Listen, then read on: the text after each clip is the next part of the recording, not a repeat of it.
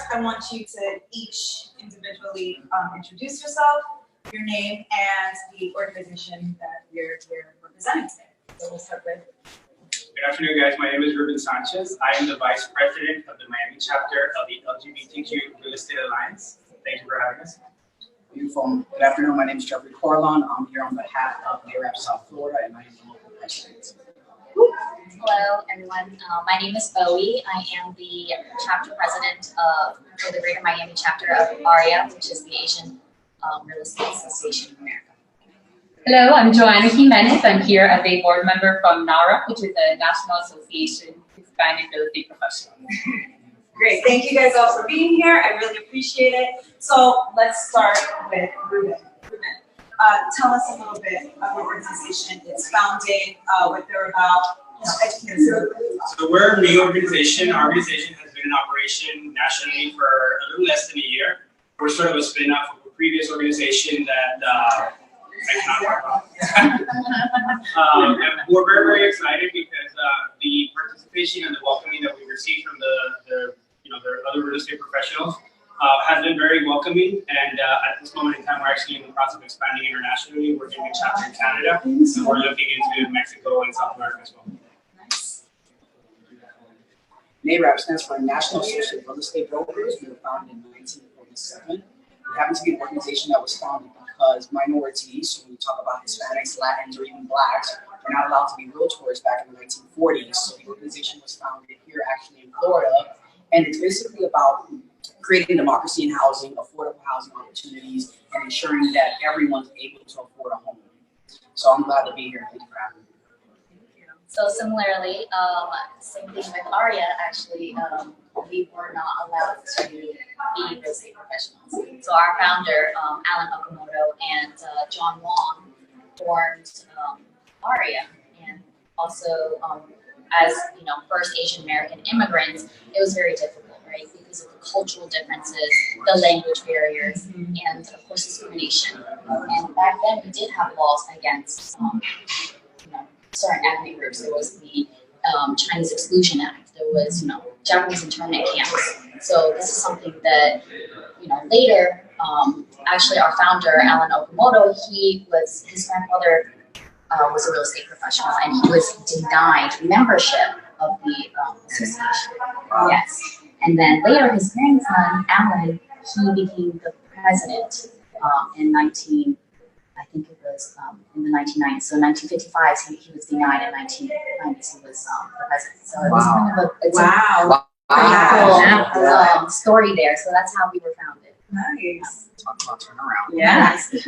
So the NAREP organization is fairly new. It was created by two individuals in California in 2000. So this is kind of like pre-internet. Internet's just started. So the mission was to help increase Hispanic household home ownership. And they created a website that said Real Estate Spanish, and it helps many families to know what the steps are, the process. And it was around the same time that the Hispanics were the largest minority group of home ownership. So now it's a national organization. They have millions of dollars that throughout many the banks and the title companies to continue helping increasing the Hispanic households to become homeowners. Love it. So for those who don't know, April is National Fair Housing Month, which is why I thought it was very important to have someone from each of these organizations speak today. So with that being said, in 2021, a lot of people actually say that we have laws now, we have inclusion now, everything is great, right? So why is your organization still necessary today? Why should it still be relevant? I would love to hear what you have to say. So it's absolutely necessary because, in the past, as I was referencing, we did have laws against certain ethnicities. And now, more than ever, especially with hate crimes, and especially in the Asian community, there's still people that are afraid to step out of their house because of these crimes. Our elder community, it's really, I don't even know what things are. Yeah. But it's more prevalent today, and it's crazy that it's happening right now. So of course we don't want to erase our history. We don't want to go backwards. We want to move forward. We want to advocate on behalf of our community for these things. So that's why it's important that all these organizations still exist.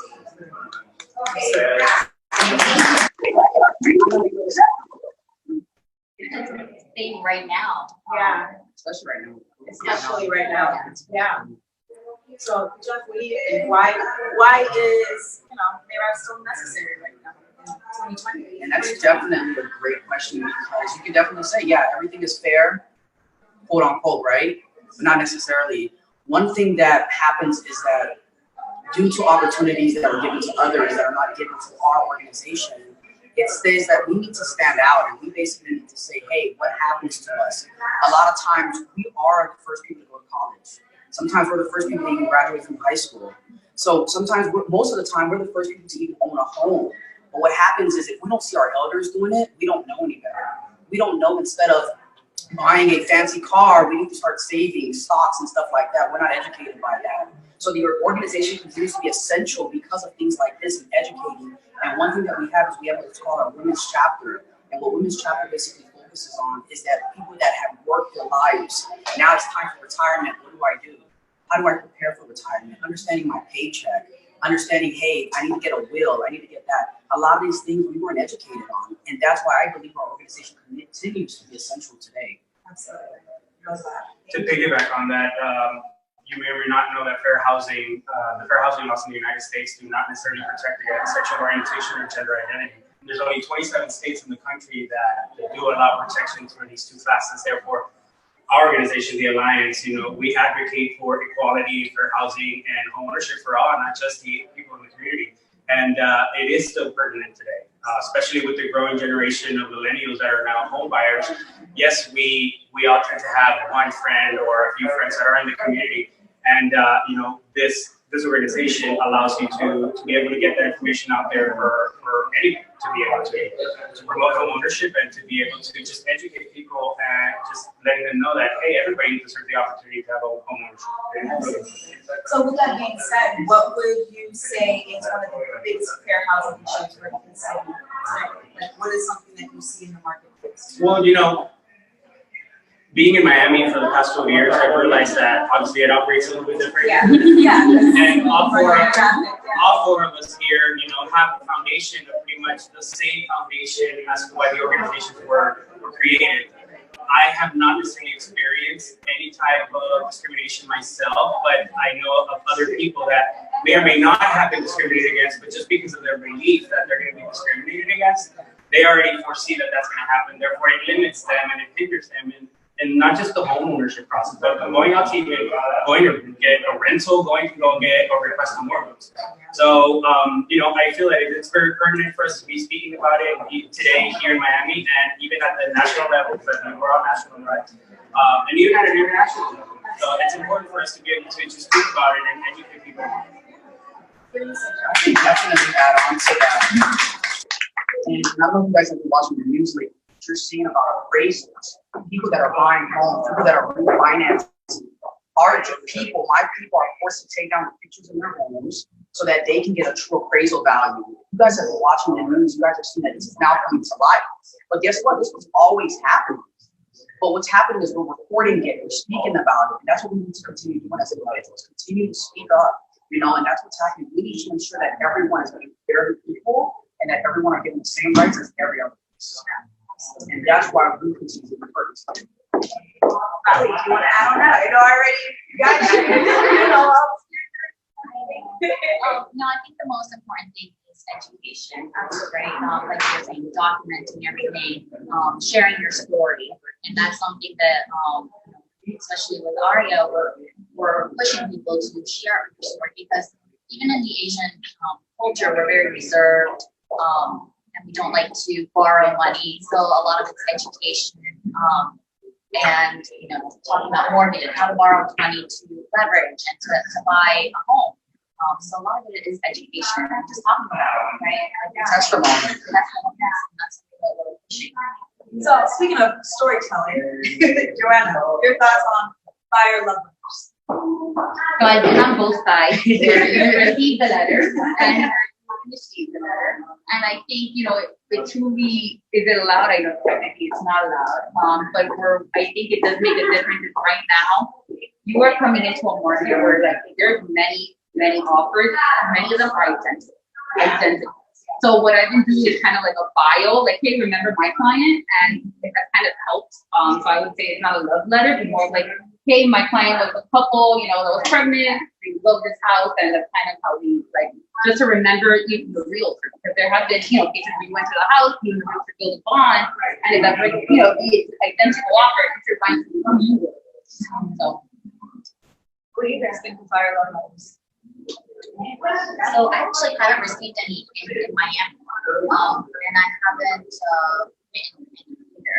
And I think that it's a little bit different in our market because everybody is so international, but it is very important to know your audience as well. So know that your buyer or seller benefit from this. I think that's a great tool. I have had actually friends that bought properties on the West Coast that have utilized the love letter, and they've given out deals that were, you know, hundreds of $1,000s more than theirs, and it really, I think it's a great tool to have. Yeah. But now I can add on to that. But now though, with, let's say for example, you get 20 offers and everyone's writing a love letter. Now it's no longer about the love letter; it's about who wrote the best paper, who wrote the best essay. Yeah. So now, are you judging the buyer or are you judging the realtor composing it and putting it together? So I see that as something that may happen in tenfold. We continue to allow it to happen, and now it's no longer about competing against the offer. It's about whose paper was longer. Now, does it go from 1 page to 4 pages to 2 pages? No. So, with that being said, it's a crazy market. Let's transition a little bit into what's actually happening in the real estate market. What is the craziest offer you have seen in this market? So I haven't seen crazy. Okay. I don't want to deal with crazy. I've heard of crazy.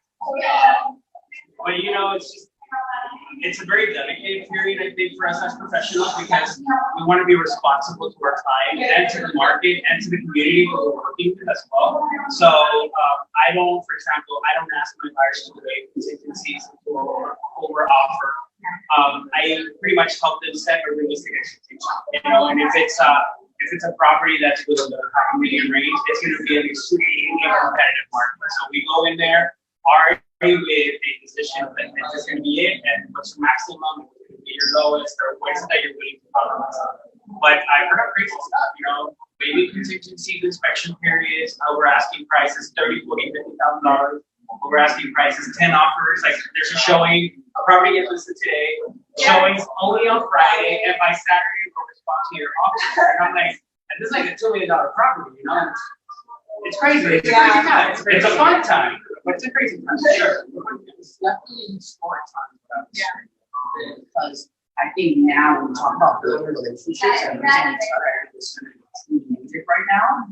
Because it's often maybe good, but if I have a rapport with this person in some form or fashion, I'm gonna know that, hey, this person's gonna close. So guess what? I'm gonna tell the owner that even though we have multiple offers, I know Joanna, for example. I know that she closes deals and this file is gonna close, but that's what really matters. You know, I had 17 offers on a property yesterday that a person was selling, and one was $5,000 more, and I said, Mr. Seller, even though this offer is more, look at the terms of this one, and that's what it truly comes down to. So I've never advised any of my buyers to waive appraisal contingencies or even do any of that. I know it's a conversation we need to start having as far as education, but I don't think it's something that we need to be advising people. You have to understand, at the end of the day, we are the advisors. So what happens is once they move in and this craziness is over, guess what? You made me pay too much. I paid too much for my house, and now how do you take that back? You know, so I believe you educate, just as you stated, you advise, and you allow the buyer to be the best decision that she can possibly do. Yeah. It's a little different. I mean, I agree with you. We have to educate our buyers, but if they want, if maybe it's an investor or if they want that property, what are you going to do to help them get that property? And you just have to lay out, hey, if you want to waive contingencies, this is what you have to do. We have done that before. We've offered more than ask price, right? And that's the market we live in. To go back to the question, I wouldn't say necessarily offer, but I would be in the transaction, the previous two things I've seen. So I did have a seller represented. We did get the buyer to pay $50,000 above a free. So that's been like highest above. And then the other craziest thing is a contract that was in place in November. Buyer decided not to proceed. They're in contract right now for $400,000 more. Wow. So talk about like if the market of crazy stuff, like that's probably my two craziest things I've seen. Regarding the advice for clients and stuff, I'm 100%, we are their real estate advisor, and we need to advise them, you know, this is the market we're in. If you want the house, this is my recommendation. So have I had clients that do different approaches? Yes, and I would tell them, look, clients like yourselves, if they really want the property, this is what I would recommend, or this is what they've done. I don't say this is what I recommend. I said, this is what they've done. So if it's, let's say, a $500,000 house, you know there's going to be a bidding war, well, if they are financing, I will ask the lender to please submit the entire file under underwriting, do everything, make sure they're approved, so that way if they want to be as aggressive as possible, they come in with no financing concerns. So that means we're doing appraisal during their inspection period, and hopefully during that inspection period, like the clean file. I tell the realtor it's not contingent on financing, it's coming in as a cash, but they are financed. So that way it's a completely no realtor to realtor, an appraiser is going to come to the house. So that would be like the most aggressive form, and it's their choice. Another option that we'll give them is, you know, they're cash buyers and the house needs the complete gut job or the house is completely in, and go if they're cash buyers, no inspection period, and then you get a lower price. So that's kind of been like another. So I'll give them alternatives, and then they pick the way they best. Yeah, but I think I think we need to advise them because it's telling them, hey, don't pay above appraisal. At the same time, like many of my deals are happening, they're having to put in language, we are willing to pay $10,000 above appraisal. So I just tell them what I'm seeing on both sides, and then they make the decision. Okay, we want to do this, and we don't want to. So then it's their decision. Yeah. So with that being said, what would you guys say to a new agent who's coming into the market right now? What advice would you give a brand new agent? Run. No, I mean, I think that to have a really good rapport with your broker, you know, your broker is there for a reason. And if you're a new agent entering this market, and with all the hype and the buzz that's been going on, you know, because the media is obviously has us on the front lines. You know, it is an attractive moment to be in real estate. We've been, for those of us that have been here for a while, we've been through these cycles before. We understand that it's a cycle. Just again, set realistic expectations. I'm the broker in my office, and every time I get a new agent or I'm interviewing, I let them know that it's a hot time to be in real estate. But there's so many other factors of the whole transaction and just being a professional in general that you need to be careful because you can get burned out so quickly in this industry, especially in a time like today. So that would be one of the things that I would probably emphasize on. Just take your time and start within your tempo. And piggyback on your broker or your team leader. Right. So speaking of team leader, you have a great, huge, successful team. So what would you say to a brand new agent who wants to bring your team? So I would basically say it's being prepared, but you're not being prepared any different than you were maybe in 2008 when I got into the industry, or maybe in 2012, or maybe in 2015. You know, I believe these were the peaks in the market where we always were froze for a second and we said, hey, things are about to change.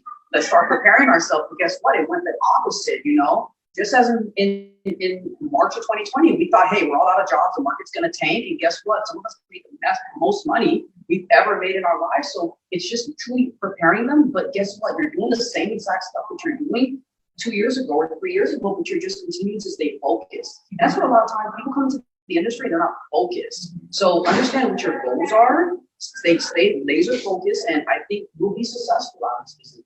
We're all doing the same thing at the end of the day, you know? You guys want to add to that?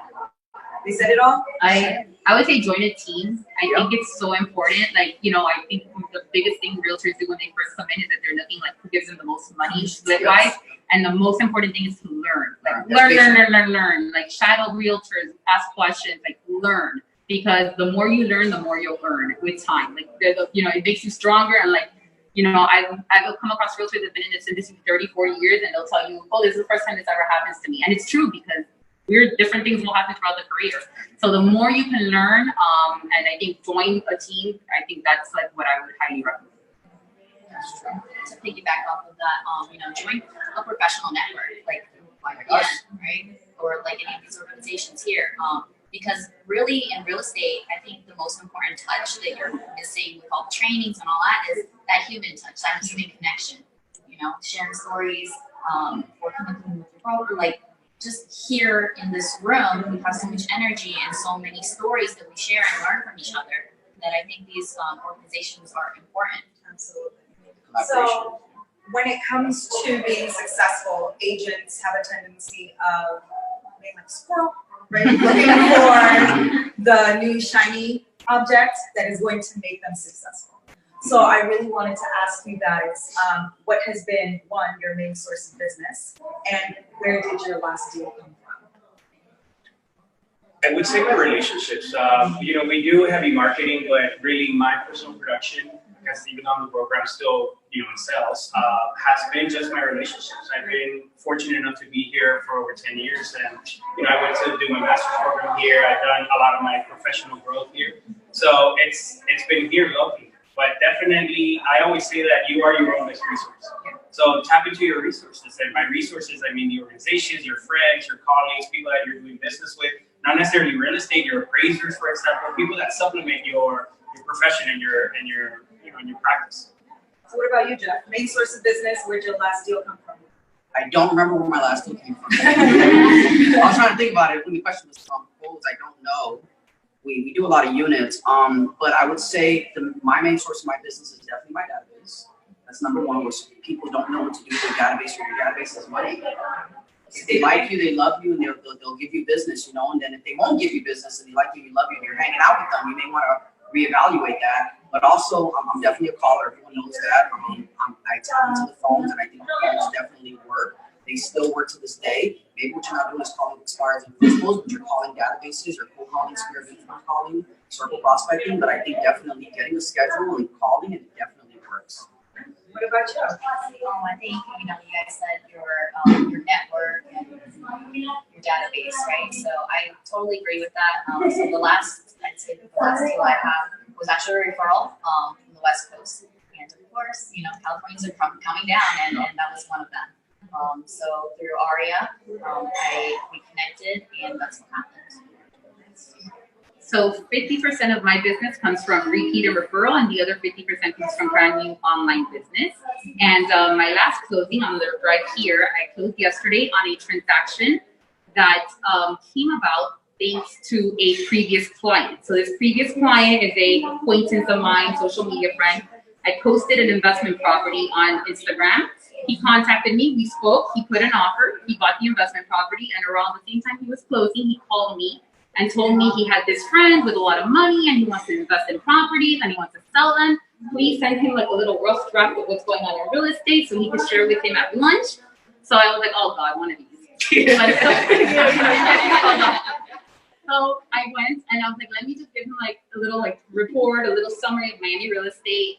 And then so he goes to lunch with him and he goes, okay, great, he's interested. Can you show us property Monday? And I was like, oh God, okay, I'm really not wanting to do this. So I was like, okay, let me do it. The guy bought a property. So on Monday, I go and I pick 4 properties that I think would be good for flipping. I meet them. I meet him and I meet his friend, the investor. Investor puts a cash offer, no contingency. We closed yesterday for $900,000. So one social media post led to a little over $1.2 million. So I guess how everything, one thing plays the next. Yeah, I love it. So that actually ties perfectly into my next question, which is about social media, right? So I want to get your take, you guys, on how you think social media has affected our business, good and bad, and whether or not you think that the way real estate is portrayed on social media is an actual accurate portrayal of what we do and what it's like to be in real estate. What do you think? Social media to me is still kind of like a gray area. I didn't grow up using social media. Clearly, I am a millennial, but I'm the first millennial. So, I still resist a lot of social media stuff. I don't like to post stuff. I'm aware that, for business, it's pretty much the #1 vehicle at this time. And it does allow for the platform to, to give you that type of recognition and just exposure at a national or, anywhere level, honestly. So I think it's important, but I also think it's important for us to do it responsibly. You know, not all of us, or yes, we are all luxury agents, just like we are all investor agents, etc. I don't necessarily think that it's an actual portrayal of my practice, for example, because I can sell those properties, but I can also sell to you know, the general public, if you will. So I'm kind of biased. I'm not unbiased. I'm sorry. I'm kind of like twofold on it. But you know, it is important. It's definitely important. What do you think of social media? You think it's an accurate portrayal of what it's like? I think it'll take over your life. Watch out. Sure. It definitely will. What happens is it ends up being a part of your day now because you have to ensure that you're tapping into these people at the right time. So now you're trying to understand your Google Analytics through your social media and the other platforms that you're using to make sure that you're posting at this time and posting at that time to ensure that you're hitting the best traffic because you just never know where your next deal is going to come from. But yeah, you're absolutely right. I've gotten so much business from social media and just conversations that people that have tapped into me, and then you're just able to just have a conversation from one place to another place. But I believe you do have to limit yourself though, because you'll find yourself spending hours and hours and hours on there, and you're thinking that you're being productive, and at the end of the day, yeah, you liked everyone's posts, but what did you get done? So I think it's definitely something that you do it for business, you do it for attraction as well, because you don't want people to just see that you're a robot. You want them to see that you live a real life, you know? But also you want to make sure that you limit yourself on it as well, because then you get condoned, and, you know? Yeah, exactly. And that's it. Yeah, it's a great tool. I think it's so powerful, and I think that we only, like most of us, probably only utilize it a little bit. I think there's so much potential in it. And you know, to answer the question, if it was accurate portrayal, of course not, right? We don't. At least I don't. I don't go into investment properties and film like before or you did that. But you can, you know, you can take it and film it and say like, this is what I'm doing and showing and going about there and really just staying on top of mind. When people go through, you know, their social media, they don't go specifically, oh, let me see what Boe's doing today. They just go through and then they see it in their mind. They're not thinking about it actively.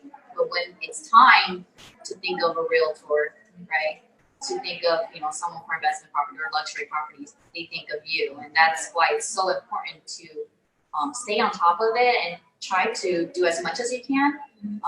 Even though it shouldn't take over your life. Like I know that sometimes you spend hours and hours scrolling, but definitely like your example is perfect. The power of social media. The power of social media. Example. Yeah. Yeah, so I think we are in a relationship building business. That's how you get your database clients. And I think, you know, people want to see that you're personal and you're human. I had a baby 7 months ago, and I could tell you, like, a ton of my clients, like, I don't have a big following on social media. I'm not the best in social media. But I am big about relationships. And I think when your clients see that you have a baby and, oh, I just went on a trip to Arizona, and then they mention it on a call or they send you a little text, a DM on Instagram saying, oh my God, how beautiful. You just touched your client. Yes. Your client is telling you your baby is beautiful or what a beautiful trip you went on. And what now? I'm going to expand on it. Yes, how are you doing? Or yes, this trip was amazing. I highly recommend it. You should definitely come visit. So you just did a touch point. That's a touch point with a client. So I think social media you should definitely do it. I don't go into depth with the analytics. I don't, you know, again, I would say I'm not the best at it, but I highly recommend you post it. I think it's done amazing to show that in our business, this is a night weekend. This is a weekend business. This is like all the time working. Yeah. And I think it has done a great job portraying that. Because I think before that, people just thought real estate, this is the easiest job in the world. You just show property, open the door. So I think when people are seeing that you're, you know, it's Friday at 7 o'clock at night and you guys are putting that you're doing a contract, or it's that, you know, you just, you know, I know you put a lot of like, oh, I'm with my kids and now I'm doing business. Like, I think it's actually opened the eyes to people like, wow, it actually is a very time consuming business, one. I think it's a great reminder for your whole entire sphere to see that you are in real estate, that you are active. No one wants to work with an unsuccessful person. Like, no one's going to go to the unsuccessful attorney saying we don't want to work with unsuccessful realtors. So them seeing your success, like share the listed, but share the sold. You know what I mean? Like, let them see your success, because like, it's not that you're bragging. It's that they see, oh, she's good, she's good. Like, I've had multiple clients ask me in the last few days, do you have the time to work with me? And I almost feel like, man, what am I doing that they're asking me this? Like, I'm looking bad and I'm like, yeah, I go, yes, I have the time to work with you, you know what I mean? But for that, I'm like, I'm doing something that they're seeing that I might not have time. So, you know, I don't know yet what it is, but I'm just pointing like to them. If I'm giving them the yes, I'm going to work with you. At least, you know, we're building a rapport here. We're working together. So in essence, use social media. I think your sphere needs to see that you're active. I have gotten multiple clients through just doing little Instagram posts, and I would say I'm not good at this. But I have done little posts where you either just listed or I'm in a property and I think it's a good investment. And I'm like, look at this view, 300 grand. And then they reach out and they're like, I'm interested. And they bought it. So, or they, you know, they're like, I have another property I want you to sell, or I have my mom that wants to do so. I definitely 100% think be on it. Great. I want to add on to that though. Yeah. You touched it, but I think also when you talk about your sphere, you could be motivating someone also that this business, you can go up and down in just like 20 minutes, you know? So, exactly. And you going to a closing, or you showing a property, or you just doing something. Sometimes I ask people questions about different areas that they happen to be in because I'm currently working with a client or I'm trying to learn about an area. And just speaking to them, they're able to enlighten me, so I'm able to educate myself better and speak to the customer a lot better as well. But I think sometimes it helps people to just bounce back and say, hey, wait a minute, maybe I'm doing something wrong, I need to be doing this, or maybe, wow, this person's doing this, I need to be doing this. So I think it's also a motivational piece as well as for everyone as well to ensure that, hey, we can keep pushing, we can make ourselves through this, you know? And colleagues to colleagues, like I learned so much thanks to all your posts too. You know what I mean? Like it's actually been like a very educational, right? I would say, or business too. Like we learn from when you guys post things, and when I post things, everyone learns with each other. So Absolutely, absolutely. So with that being said, last question. I know my answer. What would be one thing that you would change about the real estate industry? Skip me. Think about it.